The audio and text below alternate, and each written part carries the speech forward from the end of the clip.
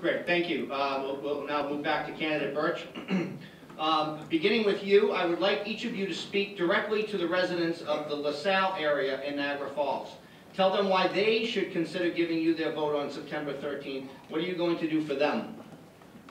Well, to answer that question, I actually had a conversation with someone on Facebook who had some choice words to me when she mentioned how great Deisha was doing a great job in her neighborhood. Unfortunately, that's the problem with that's some of the challenges with Niagara Falls. You know, we're too segregated. You know, you have the LaSalle area, you have the DeVoe area, you have the North End area. You know, and we don't look at each other as an entire city. So what I'm looking to do is to unify and pull those sections of the city together. You know, LaSalle is a very vibrant neighborhood. You know, it's a neighborhood because you don't have such decay that I have where I live and growing up. You know, where I grew up, you know, on 13th and Niagara Street, there's no houses over there anymore. That center is closed over there. You know, so your neighborhoods is plush and cushy, and no one's trying to take that away from you, but we want those things in our neighborhoods. And that's why you should vote for me, because I'm not gonna, you know, go on this philosophy that LaSalle is different from DeVoe, and DeVoe is different from the North End. You know, that's what's crippling this city. Yes, you guys, you know, you guys are the bread and butter, you know, the tax base of the city. I see the property values and the taxes that you pay out there compared to some of the areas where I live. But guess what's going to happen if we don't get a plan in place to deal with the housing crisis that's in other areas and the decay in the other areas of the city? You're going to get some new neighbors. So we are one city.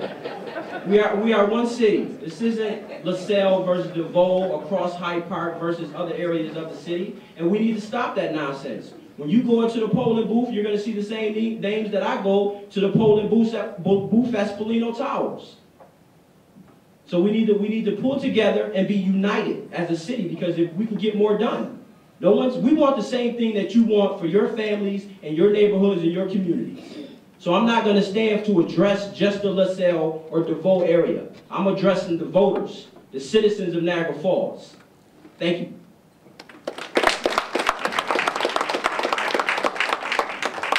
First of all,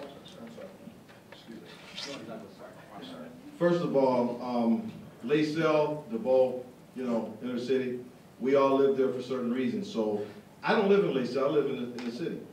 So I don't know all the concerns that LaSalle is going through. I don't know all of your concerns. But I will have a forum, and I will listen to your concerns, and we will address them together. Because it's not about me, it's about you. I'm in here for you. So that's how I would approach LaSalle. I would sit down with the residents. What are your concerns? What would you like to see in your community? Just like DeVoe and the inner city. That's what it's all about. You live there, you know what's best for you. You let me know. Thank you.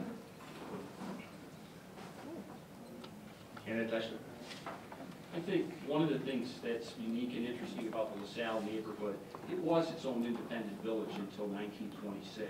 The library out in LaSalle, you know, at one time served as City Hall, and even has a jail attached to it. So I think that there is a constant challenge for the city of Niagara Falls to make certain that people in the LaSalle neighborhood feel included in what's happening in the city as a whole. I totally agree with Carnell that being mayor of the city of Niagara Falls, you know, isn't about what you can do for this neighborhood or that neighborhood. And one of the things I'm really proud of in the city of Niagara Falls is that we elect our city council members at large in the city of Niagara Falls, and yet have consistently elected a diverse group of people to represent us from all neighborhoods all across the city. I want to make certain that people in LaSalle don't feel like they're forgotten, and I can do the project list. You know, we reconstructed 77th Street, 72nd Street, pothole out on 97th Street. If it didn't start today, the reconstruction of 97th Street is starting sometime later this week. We did a huge amount of paving, including important arterials like 91st Street. Almost 50% by volume of the paving that we did during the first 3.5 years of the administration was in that neighborhood. Rebuilt the 93rd Street Bridge. We started work on LaSalle Waterfront Park. We're working to renovate the LaSalle Library, reopened and closed. I think it was originally called the Treadway Hotel. It's now 4 Points by Sheridan out on Buffalo Avenue. And those are all accomplishments, yes, so in this LaSalle neighborhood, but they're things that everyone in the city of Niagara Falls should take pride in. I think the important thing for a mayor of Niagara Falls is to be able to have a similar project list for every neighborhood in the city of Niagara Falls.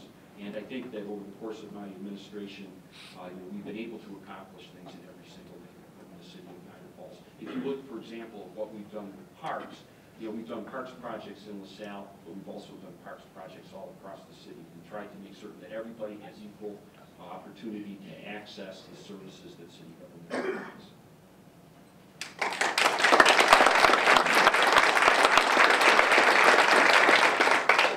When I was a kid growing up, I grew up, about a block from here on Orchard Parkway, where the mayor lives now.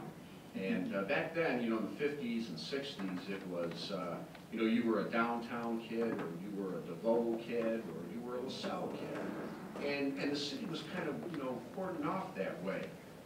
There was rivalries between Niagara Falls High School and LaSalle, or, Trot and LaSalle, all that kind of stuff went on. But today, I think with the new high school now out in the Hyde Park area, and kids from all areas, go to that same school. I think a lot of that has really gone by the wayside, and I think we're more of a community now than we were 30 or 40 years ago. But I can tell you this though, that west of 56th Street, the city has decayed, and decayed a lot in the last few years. I've got a plan to fix that, and I'm going to fix that. But I'd also like to tell the residents of LaSalle and homeowners out there in LaSalle, I won't let that same decay, happen to their area out there. We've got to make a strong city, west of 56th Street and east of 56th Street. There's got to be one city, one strong city.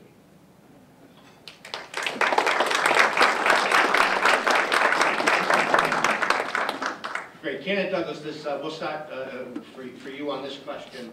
I received several questions about this. I wasn't quite sure how to phrase it. But I received several questions from different people related to the hiring of department heads and salaries that appear to be far above the norm for Niagara Falls. Tell us what that perfect blend is in your mind of salary and competency. First of all, in this economic time that we have in Niagara Falls, I think our department heads are a little bit heavy on the salaries. People of Niagara Falls can't afford that kind of salaries of people that are incompetent and not doing their job. If they were doing their job, we wouldn't be in the situation we are now. Also, I think we have talent in this area that has an invested, an invested position in this city. They love this city. But yet we keep going outside the area to get somebody from a different area to take care of us and run our city? No, they're only here for the money, and they're not doing anything. So I think our department heads, I think they're a little top-heavy in their pocketbook. And I think we need to be cutting some salaries. And I think we need to be getting people in there that love to do their job. And they haven't invested right in this city, a vestation in this city. They grew up here. They know what the city's all about. Thank you.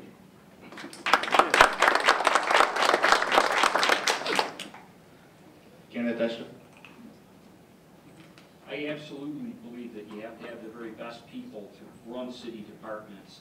And I also believe that many times those people can be found very close to home. But I also believe that you need to have a mix of people in city government. And that's why when I came in January of 2008, I made the decision, perhaps something that many people found unusual, to keep people from the previous administration, people who not been my political supporters in the past, that played no role in my getting elected, people who some might have considered were tainted by their association with the previous administration, but that I believe were doing a good job and deserved the right to stay on. I also went looking through national search for people to fill certain key positions in my administration so that we could bring new ideas and the best and brightest talent from other places here to Niagara Falls as well. There's nothing wrong with local knowledge. There's also nothing wrong with bringing some new ideas into your community every once in a while. And remember, anyone that's hired in the city of Niagara Falls has to, within 6 months, become a resident of the city. So they're all residents after 6 months. As far as this idea about them being only involved in it for the money, well, when somebody takes a job, obviously the pay and benefits are principal concern. But I believe that the people we've hired in that have come here from other communities have understood the vision that we have for our community and are bought into what it is that we're trying to accomplish here. You'd have to ask them, I can't speak for them, but I see a lot of fire in their bellies and the great work that they do for the taxpayers here every day. Finally, if you're thinking that the department heads at City Hall are the highest paid employees there, that's not correct. You can go on the Buffalo News website. They published a story recently about salaries at City Hall here and in other places, and they've left the database up there where they foiled records on city salaries. In fact, you know, we don't have the highest paid people working in the top positions in the administration. The highest paid people in the city of Niagara Falls, who are they? They are our senior people in public safety, and that is exactly the way it should be. Thank you.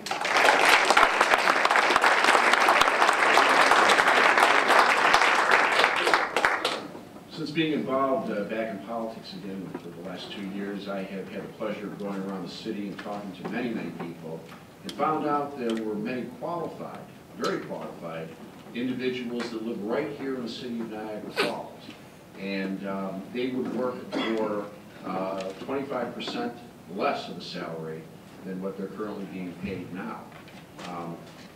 My feeling on money is that if you go out to the private sector, you should be able to make as much money as you want. But when you come to city government or state government or federal government, you take on an application for that job. And it's not, you're not there for the money, but you're there for the service to the people.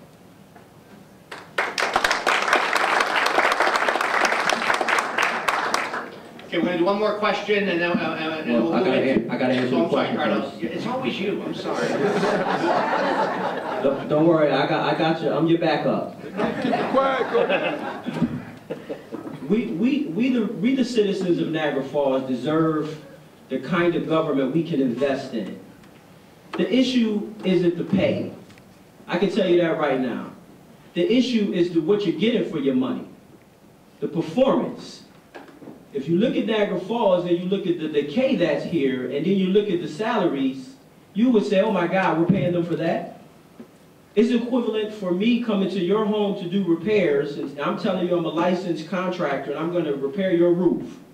And I'm cutting corners and you're going to pay me well, and you say, hold on, I didn't get my money's worth. We're not getting our money's worth here. We have a system of government here where you have your city council, your mayor, and the city administrator. And the city administrator who is the one who manages the executive department. So if you have an individual in there and that's the salary that they're getting, you want to make sure you can get good return on your investment, because that's what it is. It's your investment, it's my investment, it's the taxpayer's investment. And when you look at the city, and then when you look at the pay, you say, I'm getting robbed. I'm literally getting robbed. So that's what the issue is. Let's not be fooled and be campaigning that we're going to take pay cuts and we're going to fire people, because that's not going to get it, because you're still going to have the same issues. The bottom line is, it's the performance. It's the performance of these individuals that are getting paid to do a job. Is Maria Brown here? I still haven't met her, but I read her report to the council. That's disturbing. If you look at what she reported, and she's warning you that this is coming down and it's going to get worse, and then you look at the city of Niagara Falls, the first thing come to mind is, why are we paying them? Why are we paying them? It's not, well, why are we paying them that much? Because you pay them less, they can do a poor job. Thank you.